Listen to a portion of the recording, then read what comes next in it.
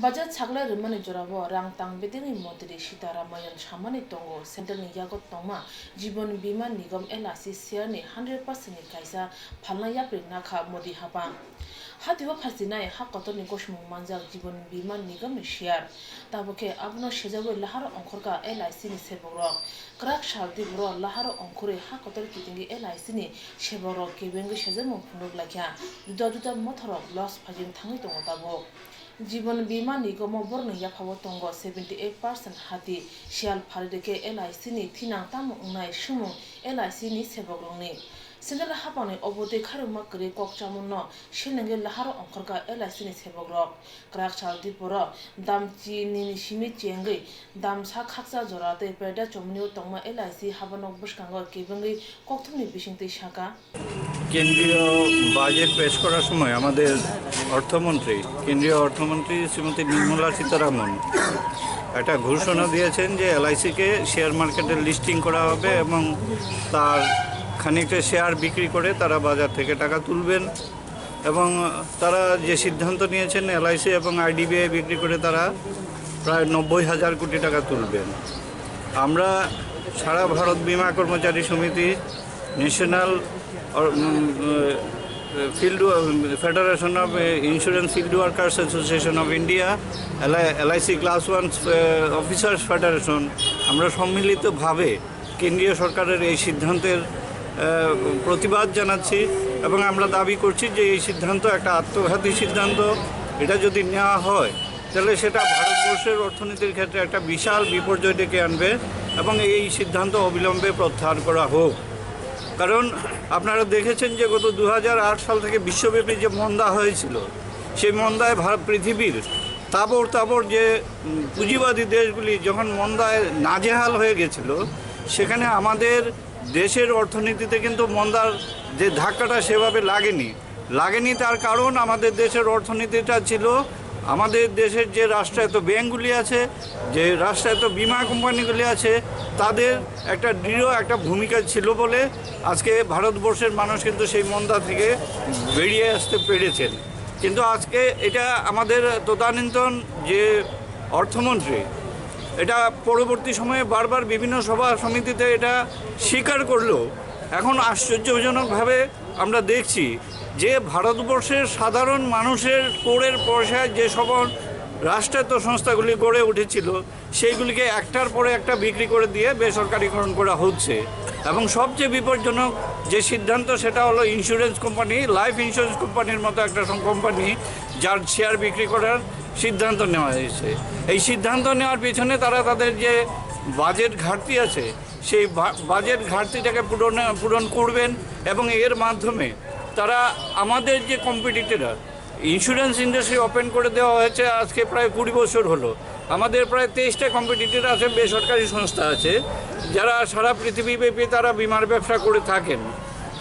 কিন্তু আমরা দেখছি সেই সব বিমা কোম্পানিগুলিকে আজকে ভারতবর্ষের যে আভ্যন্তরীণ যে সঞ্চয়ের বাজারটা সেটাকে আরও বেশি করে তারা কীভাবে দখল করতে পারে তার একটা সুযোগ করে দেওয়া হয়েছে।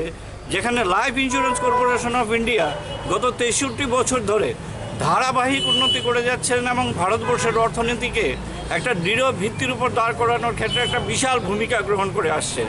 এবং এই সংস্থা যে ডিপোজিট মোবিলাইজেশন করে তার 80% ভারতবর্ষের যে ইনফ্রাস্ট্রাকচার ডেভেলপমেন্ট সেটাতে ইনভেস্ট করে। যেখানে আমরা দেখছি যে 23টা যে আমাদের কম্পিটিটর আছে বেসরকারি বীমা সংস্থা যারা তাদের দেশে বেশ কিছু সংস্থা তাদের দেশে লাল বাতি জ্বলিয়ে এখন আমাদের দেশে ব্যবসা করতে আসছেন। বলা হয়েছিল যদি বীমা ক্ষেত্রকে উন্মুক্ত করে দেওয়া হয় তবে নাকি ভারতবর্ষে এফডিআই এর একটা জোয়ার আসবে।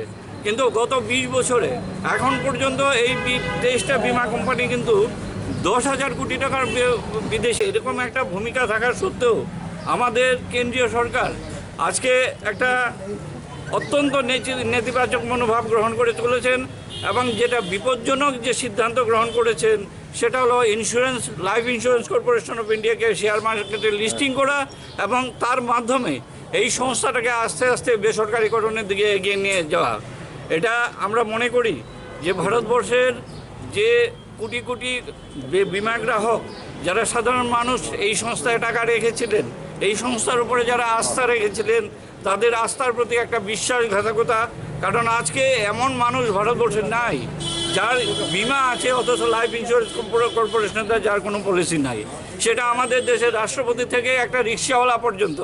আজকে তাদের সঞ্চয়ের, যেখানে আমরা দেখছি আজকে ভারতবর্ষের বিভিন্ন চিট ফান্ডগুলি একটার পর একটা মানুষের সঙ্গে প্রতারণা করে তাদের এই টাকাগুলি মেরে দিয়ে পালিয়ে যাচ্ছেন।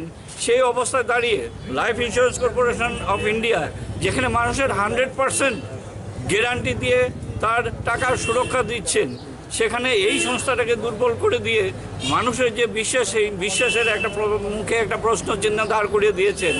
এবং আজকে আমরা দেখছি যে এই সিদ্ধান্তের ফলে আমাদের দেশের প্রায় কোটি কোটি বিমা গ্রাহক তারা বিভ্রান্ত হয়ে পড়ছেন। তারা আজকে আশঙ্কিত হয়ে পড়ছেন যে টাকা নিয়ে আমরা যাব কোথায়। চিট ফান্ডে টাকা রাখলে টাকা মেরে দেওয়া হচ্ছে। যে দেশি বিদেশি যে বেসরকারি সংস্থাগুলি আছে সেখানে টাকা রাখাটা নিরাপদ নয়। আমাদের একটাই টাকা রাখার নিরাপদ জায়গা ছিল life insurance corporation of India.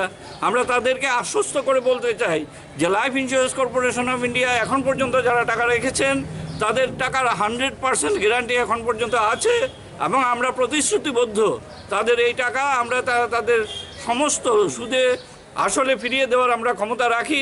এবং আমরা যদি এর বিরুদ্ধে দুর্বার আন্দোলন গড়ে তুলতে পারি, তাহলে এই যে সিদ্ধান্ত, এই সিদ্ধান্ত থেকে আমরা সরকারকেও পিছিয়ে আসতে বাধ্য করতে পারবো। কারণ যে সিদ্ধান্তটা তারা নিয়েছেন সেই সিদ্ধান্তটা ইমপ্লিমেন্ট করা কিন্তু এত সহজ নয়। ভারতবর্ষের কোটি কোটি মানুষের আবেগ, তাদের যে টাকার যে সুরক্ষার, সেটার সঙ্গে জড়িয়ে আছে life insurance corporation of India এবং তার পেছনে ভারতবর্ষের কোটি কোটি মানুষের সমর্থন রয়েছে।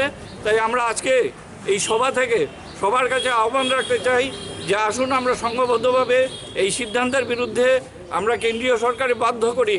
এবং আমাদের বিশ্বাস, আমরা যদি আমাদের এই আন্দোলনটা সঠিকভাবে পরিচালনা করতে পারে, তাহলে আমাদের কেন্দ্রীয় সরকার বাধ্য হবেন এই সিদ্ধান্ত থেকে পিছিয়ে আসতে। এবং এই লক্ষ্যে আমরা আজকে 1 ঘন্টার ধর্মঘটের মাধ্যমে আমাদের কর্মসূচি শুরু করেছি। আগামী দিনে আমরা আরও বৃহত্তর আন্দোলনে যাব।